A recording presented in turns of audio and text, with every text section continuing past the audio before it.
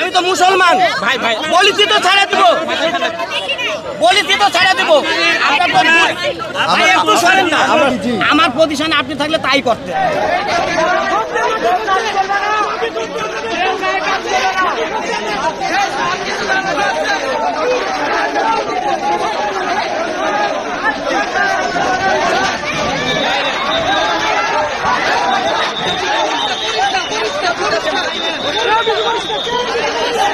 আপনারা জানেন যে বাংলাদেশকে নিয়ে অপপ্রচার চলছে। এই অভ্যুত্থান এবং এই সরকারকে নিয়ে নানা ধরনের ষড়যন্ত্র এবং অপপ্রচার চালানো হচ্ছে সোশ্যাল মিডিয়া থেকে শুরু করে আন্তর্জাতিক মিডিয়াতে। আসসালামু আলাইকুম দর্শক, দেশ ও দেশের বাইরে থেকে যারা এই মুহূর্তে ভিডিওটা ওপেন করেছেন সবাইকে অসংখ্য অসংখ্য ধন্যবাদ। দর্শক, প্রথমেই আপনারা শিরোনাম দেখেছেন, এখন দেখবেন বিস্তারিতর প্রথম অংশেই আপনারা কিছু ভিডিও ক্লিপ দেখেছেন, যেখানে বলা হচ্ছে যে উপদেষ্টা নাহিদ ইসলামকে গণধোলাই দেওয়া হয়েছে জগন্নাথ বিশ্ববিদ্যালয়ে। আবার কোথাও কোথাও দেখানো হচ্ছে যে উপদেষ্টা নাহিদ ইসলামকে গ্রেপ্তার করা হয়েছে এবং এমন কিছু ভিডিও সূত্র তুলে ধরা হয়েছে। আসলে এই সূত্রটা কতটুকু যৌক্তিক এবং এই সূত্রটা আসলে কতটা সত্যতা, এই যাচাই করানোর জন্যই আজকের এই ভিডিওটি তৈরি করা। মূলত বাংলাদেশে শুধু নয়, ইন্ডিয়ার কিছু সূত্র, ইন্ডিয়ার কিছু মিডিয়া আমাদের বাংলাদেশকে নিয়ে এভাবে প্রতিনিয়তই গুজব ছড়াচ্ছে। মূল গুজবগুলো হচ্ছে যে একজন আরেকজনের বিরুদ্ধে কিছু তুলে ধরা, যেটা খারাপ, সেই জিনিসগুলো তুলে ধরছে ইন্ডিয়ার কিছু মিডিয়া। এই সূত্র ধরে চলুন আমরা দেখি আসলে কাকে নিয়ে নাহিদকে কি করছে।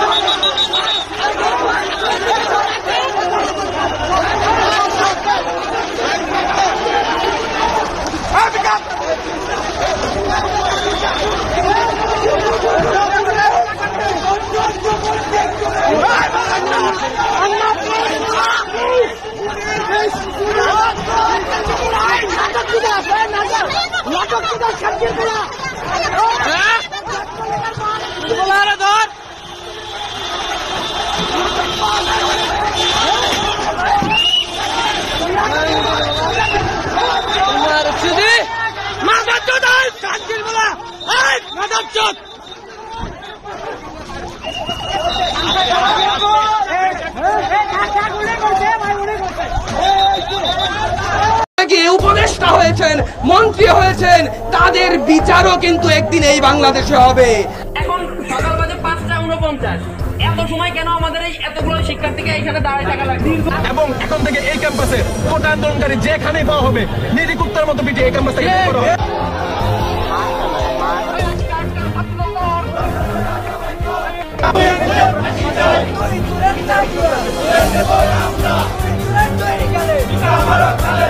সমন্বয়ক ও উপদেষ্টাদের গণপিটুনি দিল বিক্ষুব্ধ ছাত্র জনতা। বিস্তারিত জানতে সাথে থাকুন। সাবেক প্রধানমন্ত্রী শেখ হাসিনার পদত্যাগের পর অন্তর্বর্তীকালীন সরকার ডক্টর ইউনূসের কাছে বহু বছরের দাবিগুলো তুলে ধরেছিল ছাত্র জনতা। তবে ডক্টর ইউনূস সহ সব উপদেষ্টা ও সমন্বয়করা ক্ষমতায় আসার আগে জনগণকে দাবি পূরণের আশ্বাস দিলেও এখনো একটা দাবিও পূরণ করেনি তারা।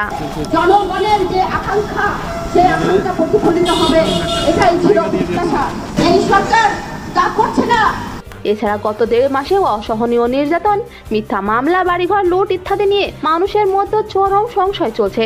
অধিকাংশ মানুষের দাবি আগে সরকারই ভালো ছিল, যার প্রেক্ষিতে আন্দোলনে নেমেছেন সাধারণ মানুষ। তবে গতকাল আন্দোলনে বাধা দেওয়ায় ও সেনাবাহিনী মোতায়েন করায় বিক্ষুব্ধ জনতা হামলা করে উপদেষ্টা আসিফের উপর। এছাড়া সংবাদ সম্মেলনে সমন্বয়কদের উপর হামলা হলে স্টেজের পেছন থেকে পলায়ন করেন 2 সমন্বয়ক সার্জিস। দর্শক, ইতিমধ্যে আপনারা কিছু ভিডিও ক্লিপ দেখেছেন। এই ভিডিও ক্লিপ দেখে আপনারা অনেকেই হয়তো ধারণা করছেন যে সত্যি নাহিদ ইসলামকে গণধোলাই দিয়েছে।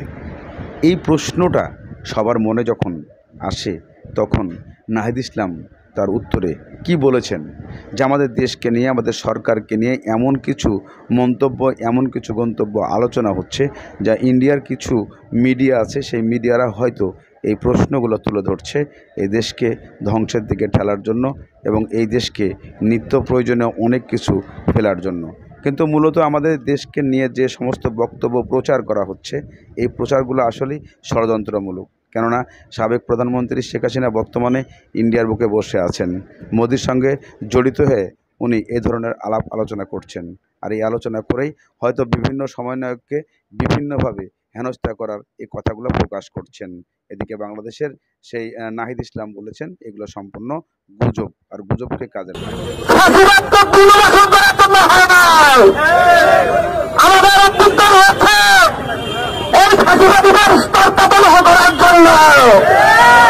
আজকে আমরা দেখছি বিভিন্ন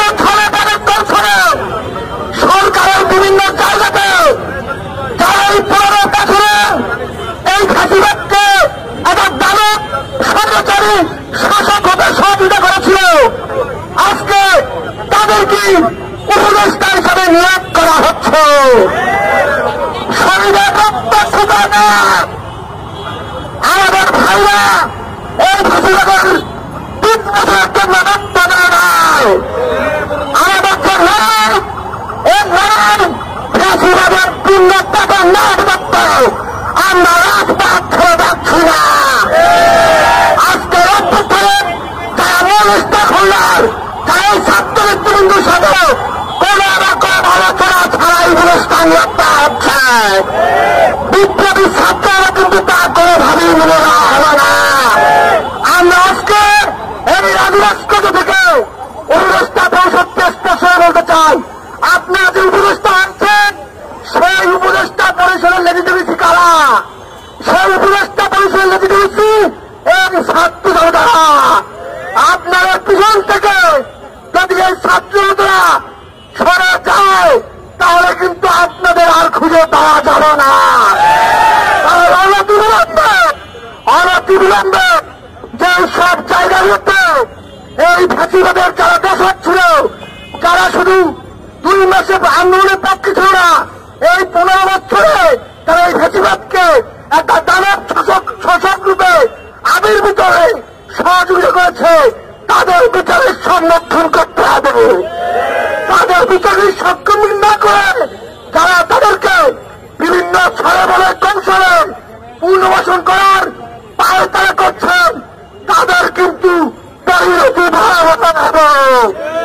অতএব এখন সতর্ক, আগামী বাংলাদেশে কোন ফাঁসিবাদের জায়গা হবে না। যারা ফাঁসিবাদের জায়গা করতে চাবেন তাদেরকে কিন্তু ওই হিন্দুস্তান যারা দাঁড়িয়েছে তাদের কিন্তু সেই হিন্দুস্তান পাঠিয়ে দেওয়া হলো। সকলকে সতর্ক দৃষ্টি রেখে এবং এই উপদেষ্টা পরিষদকে এখনো নৈতিক মূল্যবোধের জায়গা থেকে সজাগ হওয়ার জন্য আহ্বান জানিয়ে আমি আমার বক্তব্য শেষ করছি। ছাত্র জনতার কোন প্রকার ম্যান্ডেট ছাড়া উপদেষ্টা নিয়োগ করার সিদ্ধান্ত দেওয়া হয়েছে। সেই সিদ্ধান্ত সম্পূর্ণভাবে এই ছাত্র জনতা প্রত্যাখ্যান করেছে। সংস্কৃতি মন্ত্রী নিয়োগ করা হয়েছে মোস্তফা সরোয়ার ফারুকীকে। সংস্কৃতি বলতে কি বোঝেন তিনি? সংস্কৃতি বলতে কি বোঝেন তিনি? সংস্কৃতি কি বিদেশ থেকে পশ্চিম থেকে ধার করে আনা জিনিস, নাকি প্রতিদিনকার বাংলাদেশে যেই জীবনযাত্রা করা হয় সেই সংস্কৃতি? আমি তার জবাব জানতে চাই। যদি প্রাত্যহিক জীবনযাত্রা মানুষের ধর্মীয় মূল্যবোধ কারাবদ্ধ না থাকে, আমি বলতে চাই সে বাংলাদেশের সংস্কৃতিকে কখনোই ধারণ করে না।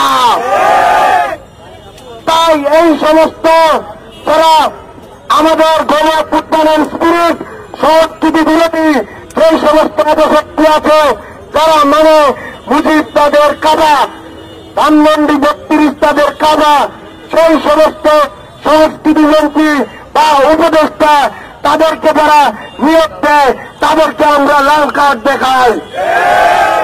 উপদেষ্টা নিয়োগ হয় আমরা জানি না, জনগণ জানে না। আর এই সরকার এবং এই সরকারের মানে যারা রয়েছে সহযোগী হিসাবে ছাত্র বৈষম্য বিরোধী নাগরিক প্ল্যাটফর্ম, এরা যখনই কোনো বিপদে পড়ে, যখনই কোনো থ্রেটের মুখে পড়ে, যখনই কোনো আপনার ওই ভালনারেবল সিচুয়েশনে পড়ে, তখনই আমাদের ইনভাইট করে, আমাদের আমন্ত্রণ জানাই, রাজনৈতিক দলগুলোকে আমন্ত্রণ জানাই রাজপথে পাহারা দেওয়ার জন্য। আর আমরা সারাদিন ওই ফ্যাসিবাদের দোসরদের বিরুদ্ধে রাজপথে পাহারা দেই, আন্দোলন করি, সংগ্রাম করি। আর রাতে ফেসবুক খুলে মিডিয়াতে আমাদের দেখতে হয় নতুন 5 জন উপদেষ্টা শপথ নিতে যাচ্ছেন বঙ্গভবনে। এই হচ্ছে এদের কর্মকাণ্ড। কিছুদিন আগে আপনারাই তো বললেন এই সরকার আমাদের, আমরাই নিয়োগ দিই, আমরাই বানিয়েছি। তো আপনারাই যদি বানান, তাহলে এই সরকারের উপদেষ্টা যারা নিয়োগ পায় কিভাবে পায় আপনারা বললেন? আমরা নিজেরাও জানি না। তাহলে আপনারা যদি নিজেরাই না জানেন, এখন ডাক দেন এই উপদেষ্টা পরিষদের আওয়ামী ফ্যাসিবাদের দোসর যাদেরকে নিয়োগ দেওয়া হয়েছে তাদের পদত্যাগের দাবিতে হাসনাত এবং সার্জিস যাতে আগামীকালকেই সর্বদলীয় একটা বিক্ষোভে ডাক দেয়, আমরা যাব, আমরা অংশগ্রহণ করবো এই বিক্ষোভে। আসলে দেখুন, রাজপথে সারাদিন ফিল্ডিং করি আমরা, আর রাতের আধারে ছক্কা হাঁকায় আওয়ামী ফ্যাসিবাদের দোসররা। আমরা সারাদিন রাজপথে আন্দোলন করি, সংগ্রাম করি ফ্যাসিবাদের বিরুদ্ধে, স্লোগান দেই ফ্যাসিবাদ নিপাত যাক, মুজিববাদ নিপাত যাক, গণতন্ত্র মুক্তি পাক। আর তারা রাতের আধারে ডেকে ডেকে ওই মুজিবের সৈনিকদের, ফ্যাসিবাদের দোসরদের মন্ত্রীর চেয়ারে বসাই, উপদেষ্টা বানাই। এটাই হচ্ছে এখন বাস্তবতা। এই উপদেষ্টা বানানোর যে প্রক্রিয়া, যে সিস্টেম, যে পাইপলাইন, এটা কোন প্রক্রিয়ায় হয়, কিভাবে হয়, কোন রাস্তা দিয়ে আসে, কারা এটাকে মানে আমি তো মুসলমান ভাই ভাই বলিছি তো ছেড়ে দেব, বলিছি তো ছেড়ে দেব। ভাই একটু শোনেন না, আমার পজিশনে আপনি থাকলে তাই করতেন। আপনি শোনেন ভাই, ভাই ভাই আপনি অফিসার, আপনার ভাই আছে না, আপনার কাছে আছে না, বলছি আমি বলি।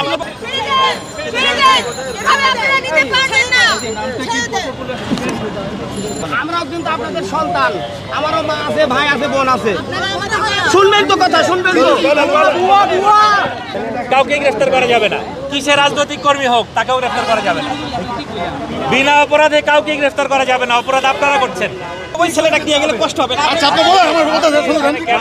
আমরা কেন আপনাদের করে ছাড়বো? আমরা আমার মতো করে ছাড়বো, আমি আমার মতো করে ছাড়বো। বললাম তো ছেড়ে দেবো, আমি বললাম তো ছেড়ে দেবো, কিন্তু আপনাদের করে ছাড়বো না। আপনাদের করে ছাড়বো না। আপনি কার কথাই ছাড়বেন? আমি আমার মতো ছাড়বো, আমি একা ছাড়বো। আমি নিজের ইচ্ছে মতো ছাড়বো।